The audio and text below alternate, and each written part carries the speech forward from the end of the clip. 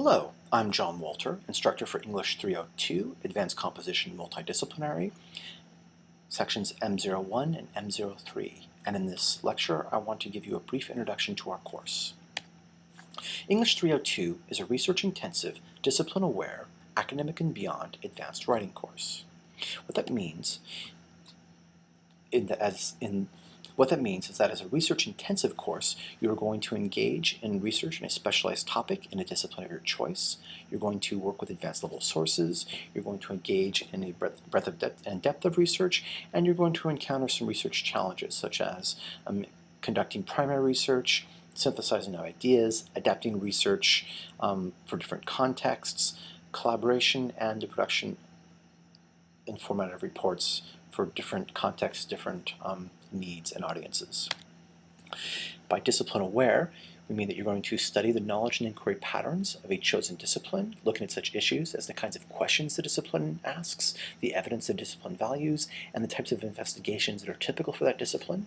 Going to examine the genre and style patterns of your chosen discipline, taking a look at the forms and formats that writing that takes place, look at the style, the language conventions of the discipline, the genres the discipline engages with, the structures of writing and research, and the citation systems common to the discipline.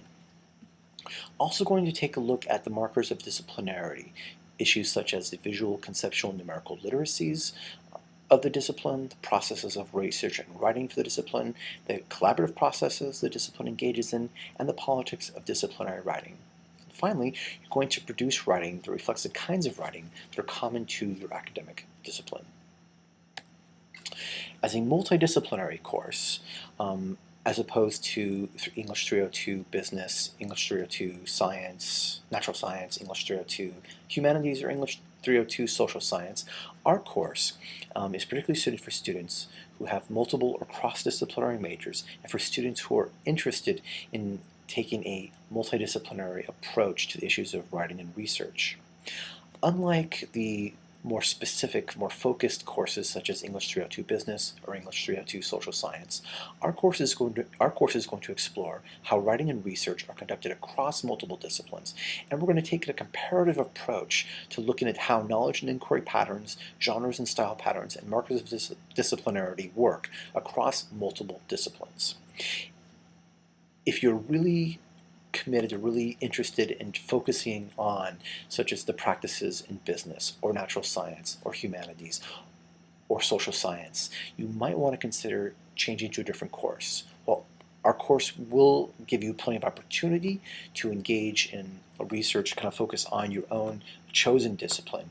We will be taking this sort of multidisciplinary approach. So if you have really no interest in what the humanities or the social science or the business or natural sciences do, then this may not be the course for you. As an academic and beyond class, preparing you for writing for academic, for the academy and beyond, we're going to engage in reading and writing we're going to engage in reading and writing activities for various academic and professional genres. We're going to look at how to adapt specialized information for non-specialized audiences, and we are going to engage in some activities to help prepare you for writing critically and clearly for your postgraduate and professional situations. Finally, as an advanced writing course, we have some expectations coming into this course based off of your earlier work in classes like English 101 and other courses where you engaged in writing and research. So for instance, there's an expectation of some basic competency in sentence level writing, in basic research and citation practices, and analytical essay writing. There's an expectation that you are familiar with engaging in critical thinking, practices of critical thinking, practices of academic questioning, and have some familiarity with rhetorical savvy. Also, as an advanced writing course, you maybe have some new challenges with the length of the amount of writing you're being asked to do, the number of genres, or the kinds of genres you might be expected to engage with, the modes and activities involved in research, and this class is going to focus some more on stylistic issues you may not have encountered before.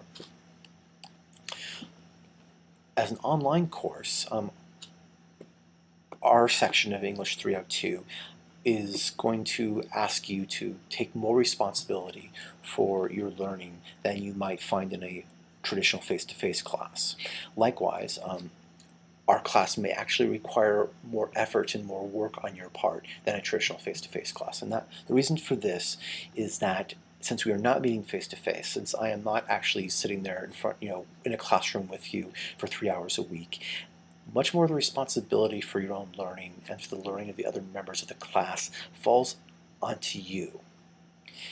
And because of that, you need to just take responsibility for your own learning and for the activities of the class in ways you might not need to in a traditional face-to-face class. Some ways to succeed in such a course, I've got some suggestions here. One, I strongly suggest that you actually plan on setting aside 10 to 12 hours a week to devote for the work for this class. And I strongly suggest as well that you actually set some of those hours as a routine weekly schedule. So you might say that you're going to decide that every Monday at 8 o'clock you're going to spend 2 hours, 8 a.m. to 10 p.m. looking at the course, starting to jump into the work for the week, and set that routine schedule every week for at least some of the hours that you were expected to do to kind of make sure that you are actively and regularly engaging with the class. Other things you need to do to succeed in this class, you definitely want to check in throughout the week, both for the Blackboard site and email. You want to use the weekly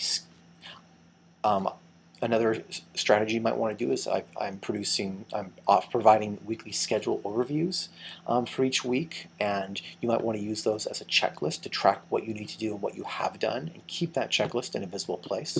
When I've taken online courses, I've actually done just that. I've taken a weekly schedule, detailed weekly schedule that's been given to Spire instructors. I've actually printed it out, and I keep it on my desk in a visible place. So even when I'm not working on the course, it's there kind of reminding me that I have work that I need to do, and as I do the work, I just cross it off.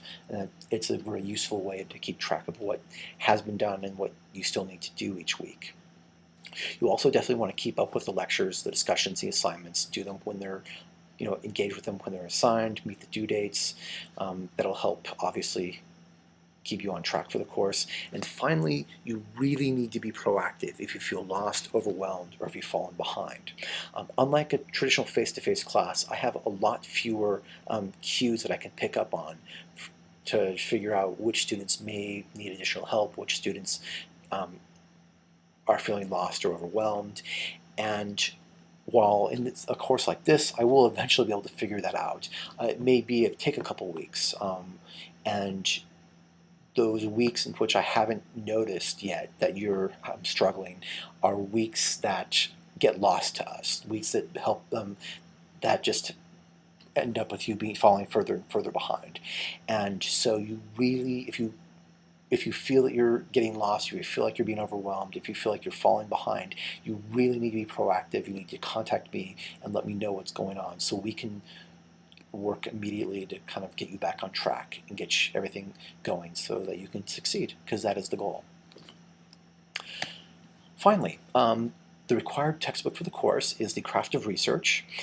You want to get the 3rd edition. I'll note that both the 1st edition and the 2nd edition of the books were published well before 2008. So actually, they were both the 1st and 2nd edition were published well before we really started relying on electronic resources as research tools. And therefore, those versions of the book don't address the use of electronic resources. And so the 3rd edition is significantly different and much more useful for contemporary, for today, where we actually have a lot of resources, both sort of electronic databases and the web itself. And one of the really nice things about The Craft of Research is that at the back of the book there's an appendix that actually breaks down by discipline a number of research sources, resources that you can use to begin doing research with. And while the 1st edition and the 2nd edition also have such lists, because they were published before we really had electronic resources available to us, the 1st and 2nd edition don't include any of those. So the third edition is really, a major, there's really a major difference between the first and second edition and the third edition in terms of usefulness when it comes to learning about how to do research today when we have the electronic resources that we have now. So, the craft of research is not that expensive as far as textbooks go, and it's been around since 2008, so you should be able to find used copies if you want. And with that, I think that's everything I have to say for the introduction to the course. If you have any questions, please let me know. Thank you.